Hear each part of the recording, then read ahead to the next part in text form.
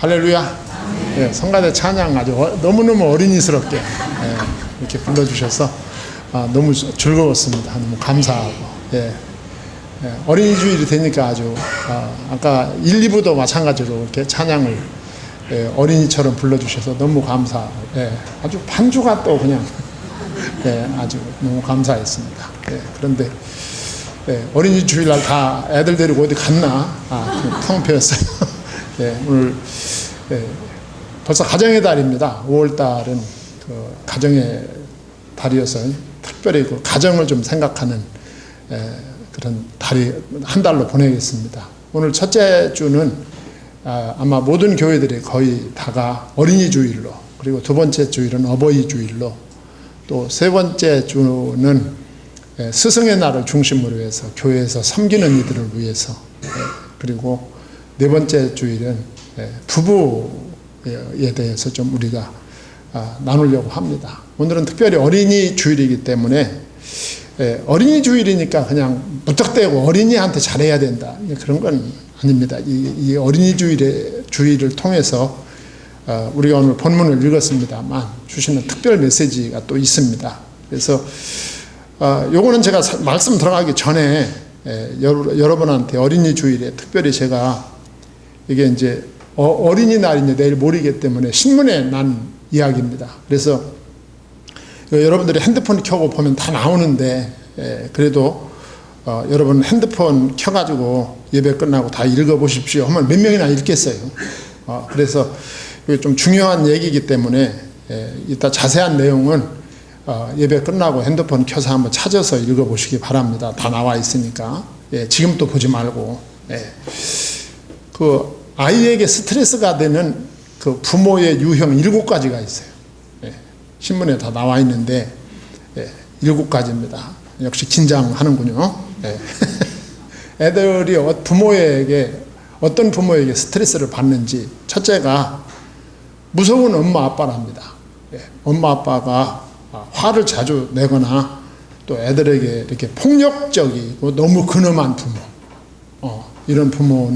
이런 부모에게서 자라는 아이들은 엄청나게 스트레스를 받는답니다. 그게 첫 번째예요. 그리고 두 번째는 엄마에 관한 얘기인데, 날마다 우는 모습을 아이들한테 자주 보이는 엄마. 아빠하고 싸우고든지 이렇게 무슨 일이든지 애들 볼 때 이렇게 자주 엄마가 눈물을 보이고 우는 거예요. 그거는 애들한테 두 가지 그 심리적인 반응을 일으킨대요. 하나는 엄마가 너무 불쌍해 보이고, 두 번째는 엄마가 너무 바보처럼 보인다는 거야. 그러니까 우리 엄마들이 잘 아셔야 돼요. 우리말 옛날 속담에 선무당이 사람 잡는다고, 이게 초보 엄마 아빠들이 애들을 진짜 힘들게 만들 경우가 있어요. 그 다음에 이제 세 번째가 아빠에 관한 얘기인데, 우리 애들은 내가 강하게 키운다. 아빠들. 이거 그런 아빠들 많아요. 무슨 철학도 없이 무턱대고 강하게 키운다는데, 그래가지고 애들을 막 다루는 거죠. 그런데 그게 연구에 의하면 이런 아빠 밑에서 자란 아이들이 상당히 나약하고 유약한 아이가 될 가능성이 높다, 그런 연구 결과가 있어요. 그리고 네 번째가 뭐든지 조건부터 다는 부모, 이게 애들 스트레스 엄청 받는다는 거예요. 그냥 말하지 않고 다 조건 붙여가지고 하는 거죠. 그 다음에 다섯 번째가 옛날 얘기 잘하는 부모. 여기 거의가 다 아마 범인이 아닐까 싶은데, 우리는 그냥 하는 말로 하는데 애들은 그게 엄청 듣기 싫대요. 지금은 옛날이 아니에요. 그 다음에 설명은 제가 안 할게요. 이거 말씀이 아니에요. 이거는 팀으로 드리는 거예요. 어린이 주일이니까. 그러니까 그 다음에 여섯 번째가 뭐냐면 안티부모예요. 안티부모. 매사를 꼭 고장난 문빗장처럼 삐딱하게 보는 그 시각을 가진 부모가 있죠. 밥 먹을 때나 뭐나 언제나 삐딱하게 세상을 보는 거예요. 그런 부모를 자식들은, 어린 자식들은 성장해 가면서 상당히 부담스러워한다는 거죠. 설명은 다 이제 신문보면 다 나와요. 그 다음에 7번째가 내 아이는 내가 잘한다고 생각하는 부모. 다 공감이 가는 것 같아, 어쩐지.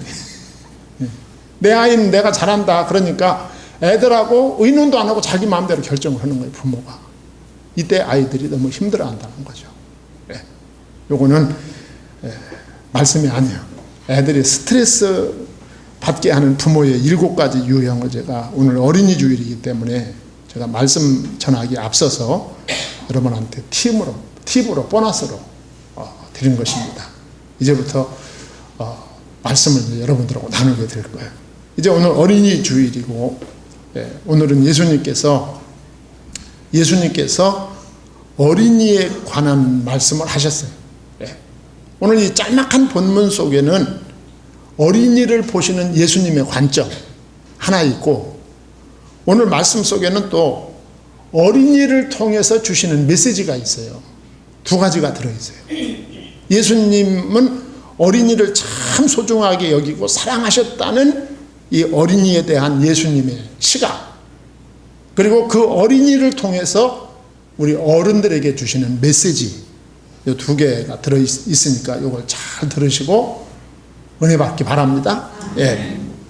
첫째로는 이제 13절에 보면 예수님의 제자들 얘기가 거기 나와요. 사람들이 예수께서 만져주심을 바라고 어린이들을 데리고 오네 그랬습니다.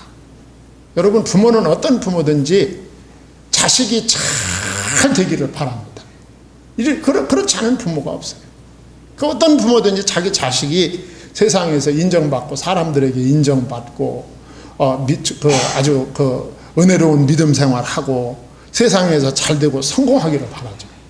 어느 부모가 그것을 바라지 않는 부모가 어디 있겠어요. 그런데 사실 우리 부모가 자식들에게 해줄 수 있는 것이 아주 제한되어 있습니다. 많지 않아요. 정말 우리가 자식을 위해서 모든 거 다 해줄 것 같지만 자식들을 위해서 해줄 수 있는 게 거의 없습니다. 그래서 우리가 그걸 어디에 기대느냐 하면 하나님께 기대지요. 하나님 앞에 기도하는 거예요. 내가 해줄 수가 없으니까.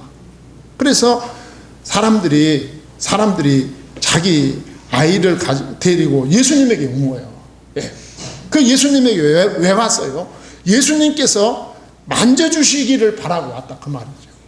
오늘날로 말하면 예수님이 자기 어린 아들, 딸에게다 손을 얹고 축복기도 받으려고 온 거예요, 말하자면.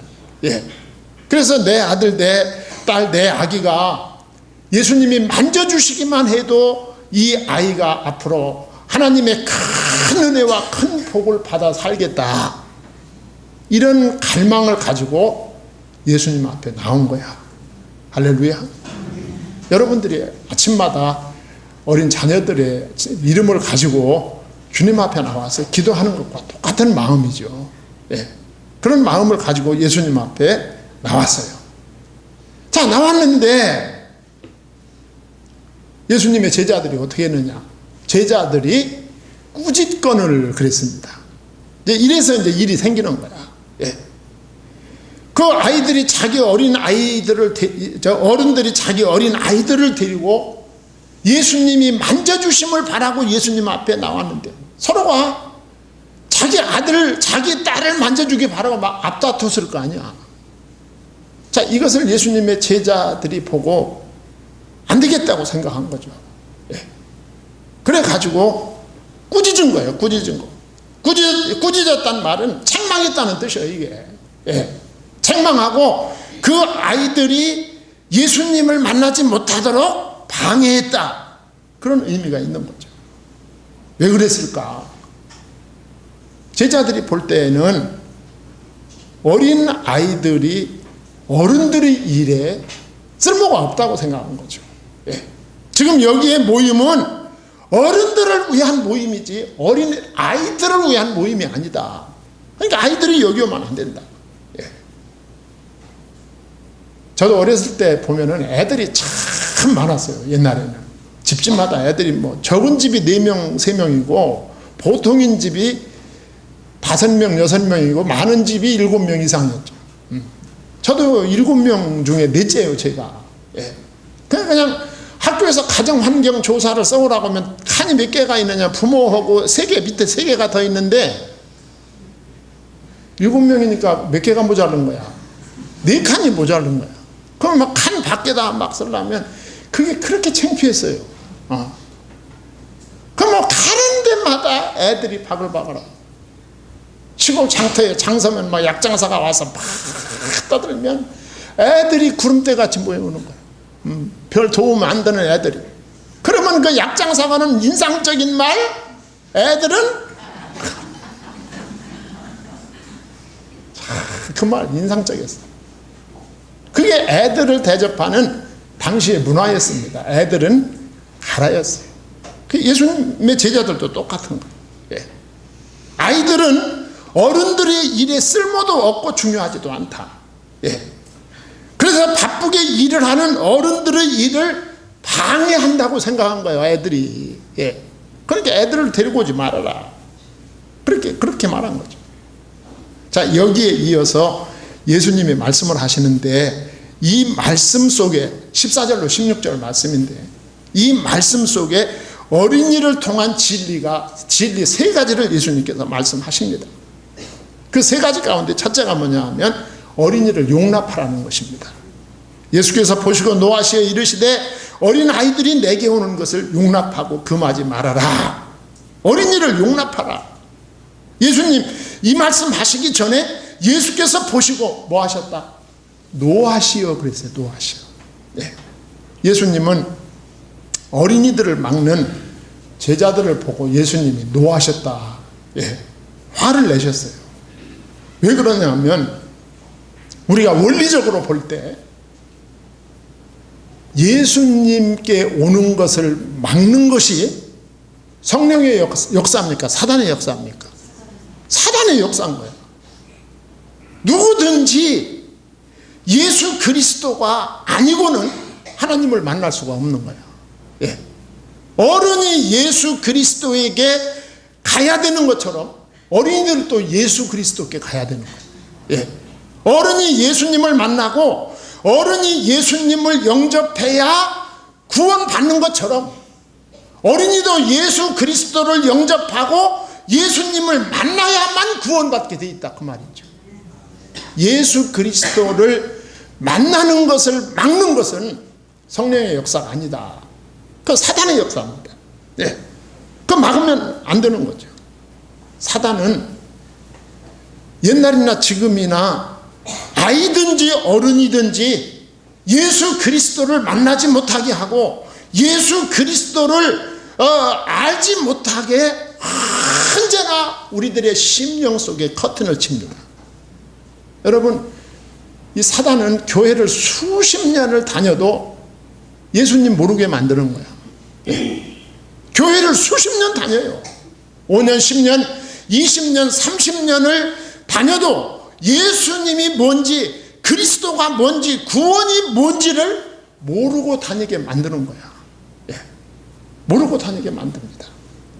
복음이 강하게 증거될 때 내 마음속에 딴 생각을 싹 집어넣어가지고 그 말씀을 차단시켜 버리는 거죠. 그 예수님을 못 만나게 하는 거예요. 예.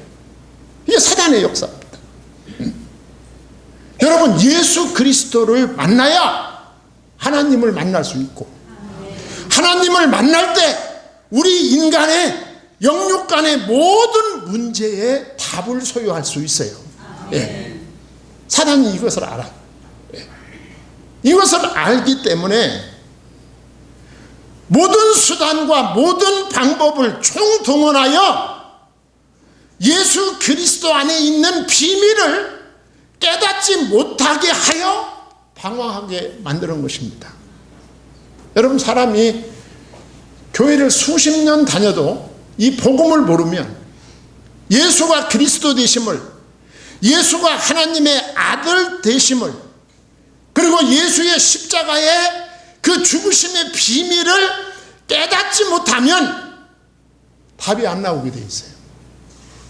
답이 안 나오는 인생은 답이 없으니까 방황할 수밖에 없는 거죠. 예. 방황할 수밖에 없어요. 사단은 그렇게 만드는 거예요. 예.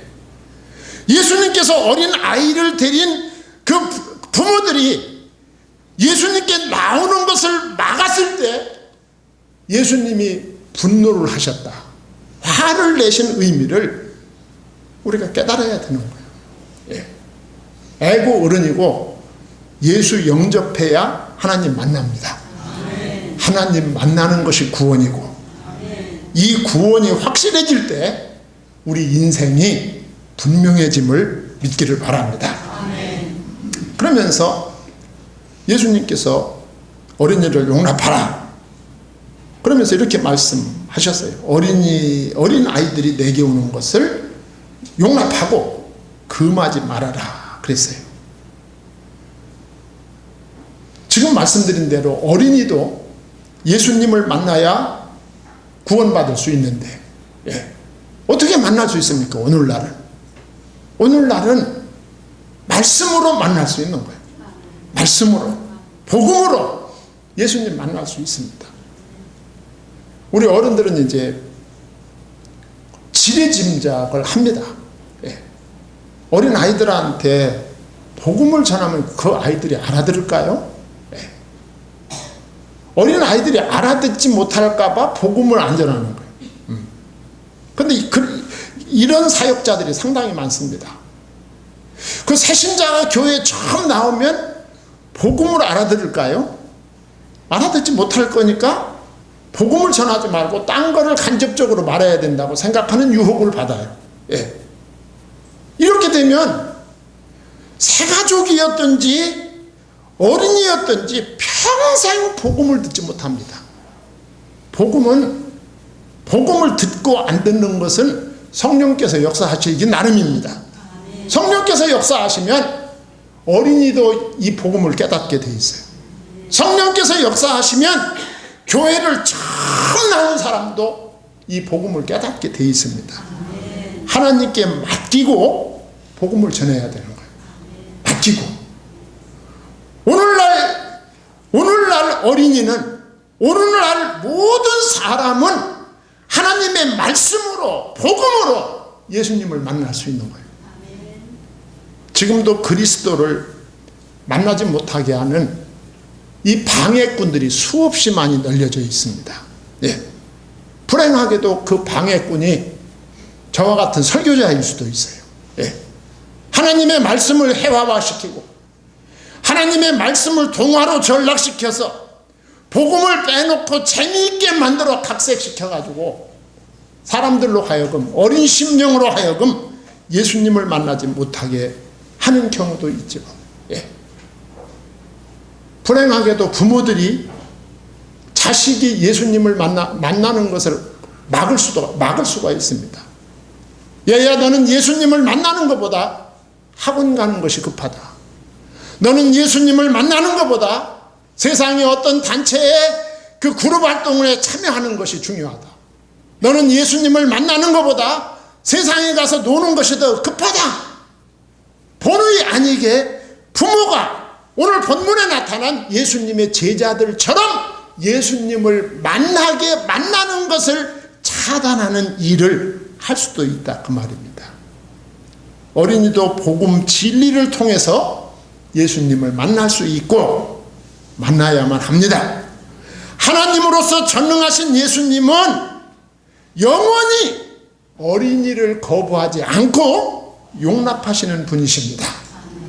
자, 그러면 이 어린이가 예수님께 나오면 어떻게 됩니까? 어린이가 예수님께 나오면 구원받습니다. 여러분, 예수님에게는 아이와 어른이 똑같습니다. 우리 사람들은 꼭 이렇게 나누지요, 베세다 광야에서 보리떡 5개와 물고기 2마리로 5,000명을 먹일 때 그 당시 사람들의 그 문화를 거기 보여주고 있어요. 5,000명을 먹일 때 그 먹은 숫자를 말할 때 여자와 어린 아이를 제외한 숫자가 5,000명이다 그랬어요. 예. 아이들이 숫자에 들어가지도 않았어요. 우리 여자 성도님들도 참 예수님 덕분에 여러분들이 참 오늘 이렇게 여러분 숫자에 다 들어갑니다. 네. 감사하지. 그 당시에 오늘 예수님의 제자뿐만 아니라 그 당시의 문화가 어린이들과 여자들을 제했다 그 말이죠. 예. 그대로 간 거예요. 그런데 하나님 앞엔 그게 없어요. 예. 그런데 그런 문화가 지금부터 2000년 전에 유대 땅에만 있었던 것이 아니라 지금 이 시대에 지금도 그런 문화가 우리들 속에 잠재되어 있다니까요. 예. 우리 교인이 몇 명이냐 하고 물어볼 때 애들을 다 빼놓고 대답하고 물어봅니다. 그렇지 않습니까? 현실적으로. 예. 교인이 몇 명입니까? 100명입니다. 아니 애들 빼놓고요. 이렇게 되거든요.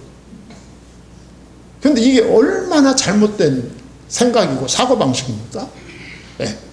우리가 집에서 당신 식구가 몇 명입니까? 물어보면 애들 빼놓고 둘입니다. 그렇게 말합니까? 예. 이게 왔다 갔다 하는 거죠. 이게. 예. 하나님 앞에 예수 앞에는 어른 생명이나 어린이 생명이나 똑같이 하나입니다. 믿기를 바랍니다. 예. 구원을 받습니다. 어린이가 예수님 앞에 나오면 어떻게 되는가? 구원을 받습니다. 어린이가 예수님 앞에 나오면 어떻게 되는가?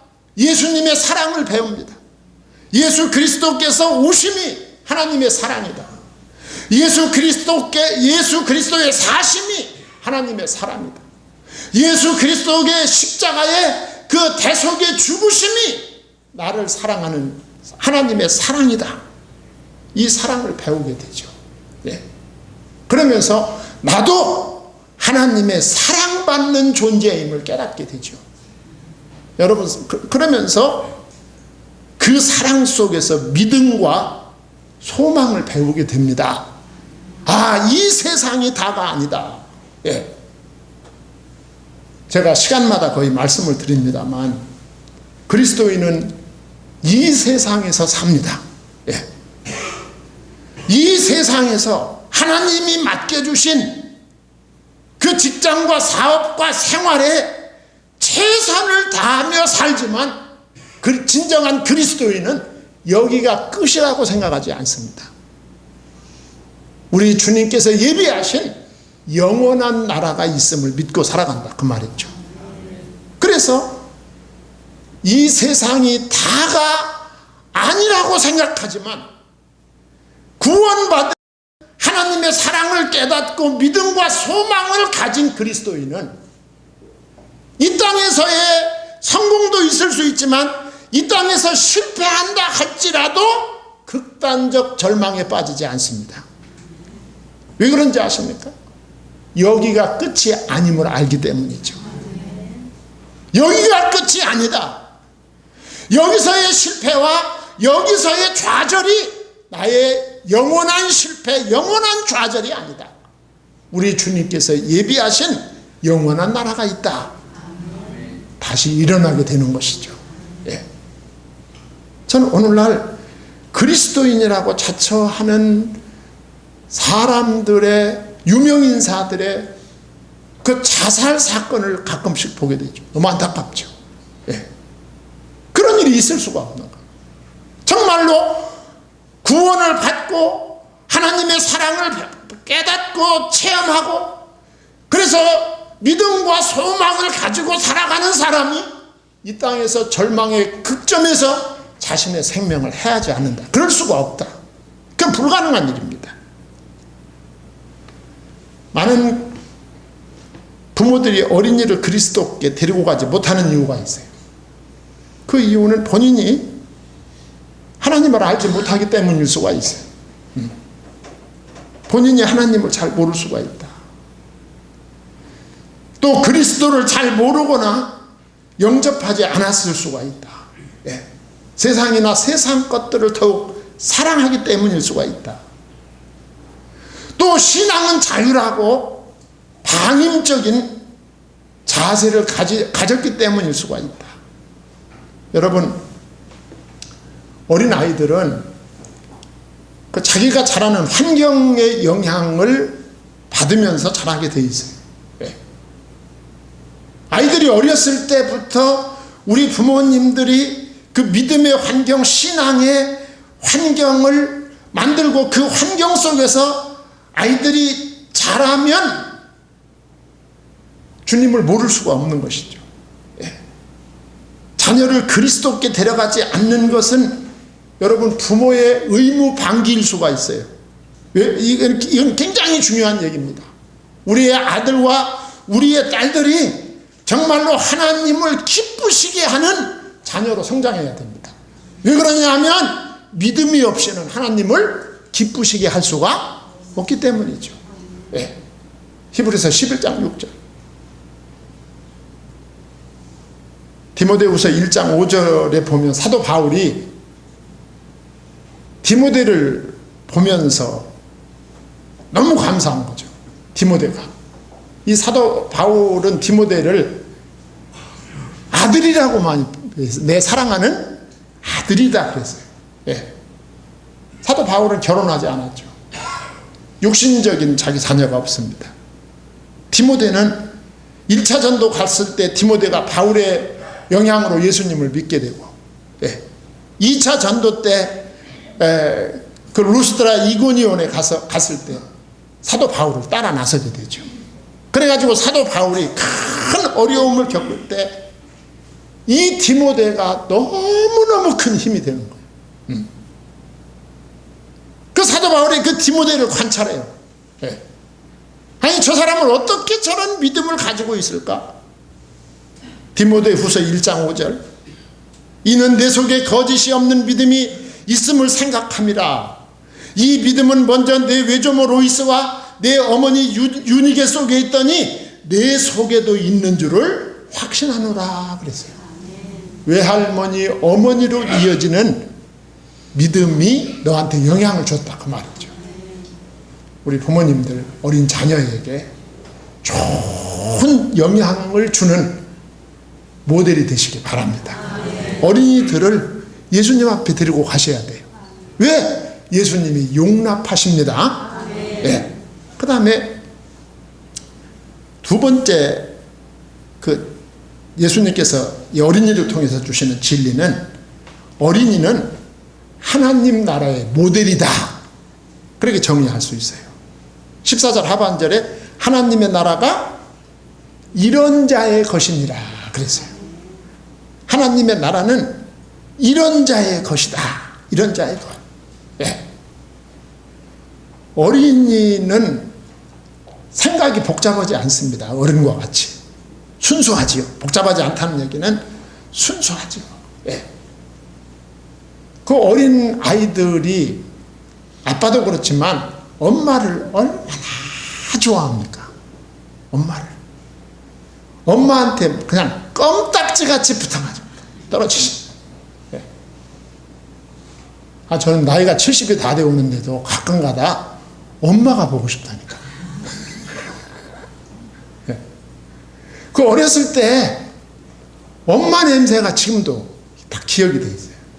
그 엄마 냄새 있잖아요. 여러분 다 있잖아요. 그 엄마 냄새. 그 엄마 냄새가 별 냄새가 아니라 전 냄새예요. 그게. 그 엄마 냄새가 지금도 있고요. 그 엄마 가까이 가서 그 엄마 냄새를 맡으면 안정이 되는 것 같아요. 다 평안해지고 안정이 되죠. 예. 오늘 하나님의 나라가 이런 자의 것이니라. 이게 무슨 말입니까? 어린이가 부모를 의지하듯 하나님을 믿어야 된다 그 말이에요. 그렇게 하나님 믿어야 된다. 자고하지 않고 겸손하게. 예. 어린이가 자기 부모를 100% 의지하죠. 예. 이 세상에서 가장 강하고 가장 좋고 가장 떠날 수 없는 대상이 어린 아이에게 있어서 부모입니다. 우리가 하나님을 그렇게 믿어야 된다. 예. 어린이처럼 반응과 복종에 예민해야 된다. 말씀과 성령의 감동을 마치 어린 아기가 엄마 아빠의 말씀을 받아들이듯이 우리 그리스도인들이 그렇게 받아들여야 된다. 그리고 어린아이가 엄마의 젖을 사모하듯이 신령한 젖을 우리 그리스도인들이 사모해야 된다.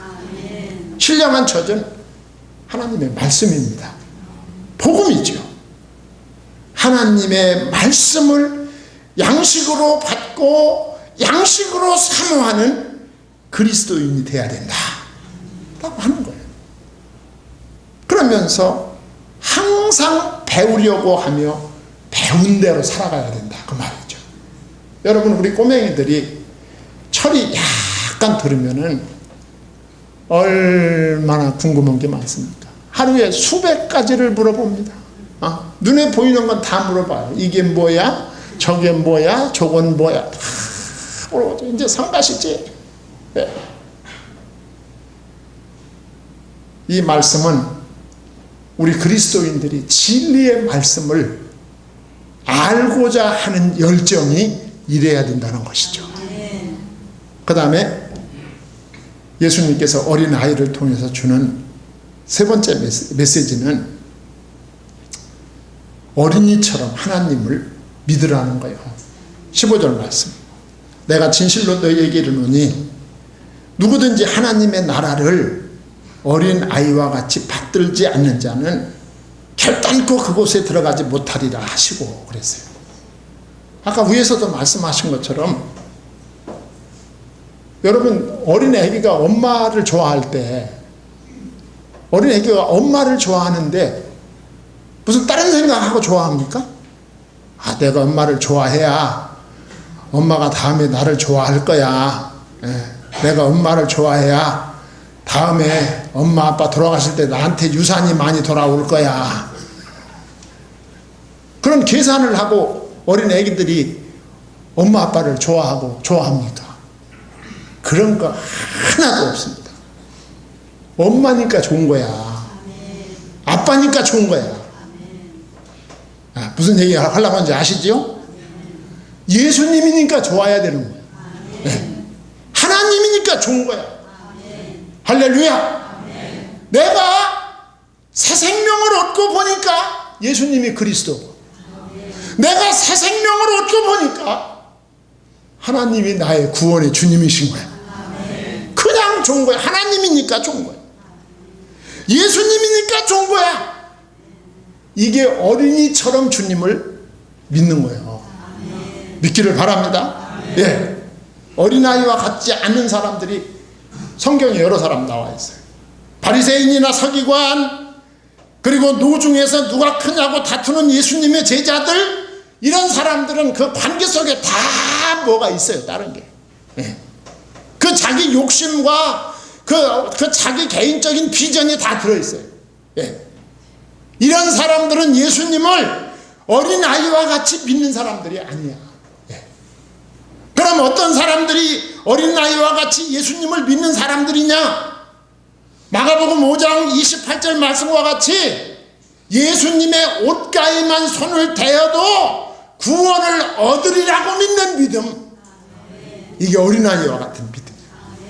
2장 4절에 예수님이 어느 집에 들어가 계시는데 사람들이 너무 많이 몰려와가지고 집 문은 뭐 말할 것도 없고 막 집 주위에까지 사람들이 다 쌓여 있어. 그런데 친구를 중풍병자로 둔 사람들이, 그 자기 친구가 예수님을 만나면 꼭 구원받을 것 같은 생각이 들어.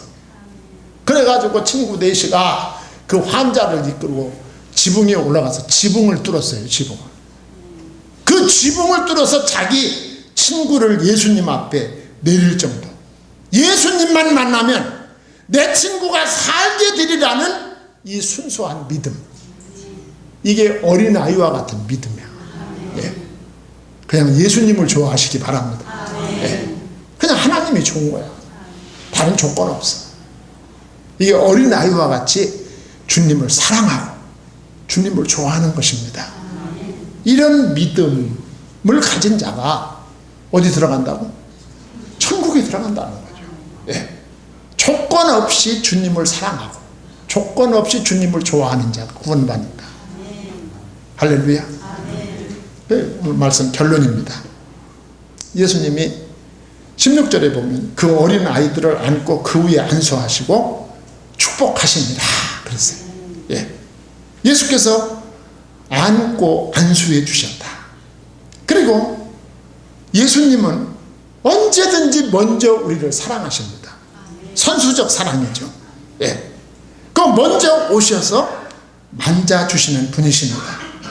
내가 먼저 하나님을 붙잡는 것이 아니라 하나님이 먼저 나를 붙잡아 주시는 것입니다. 영접하는 자 곧 그 이름을 믿는 자들에게는 하나님의 자녀가 되는 권세를 주셨느니라. 요한복음 6장 37절 아버지께서 내게 주시는 자는 다 내게로 올 것이요 내게 오는 자는 결코 내어 쫓지 아니하리라. 예수님은 여러분을 다 받아주셨어요. 예수님을 사랑하시기 바랍니다. 기도하겠습니다. 하나님 아버지, 하나님의 은혜와 사랑을 감사드립니다.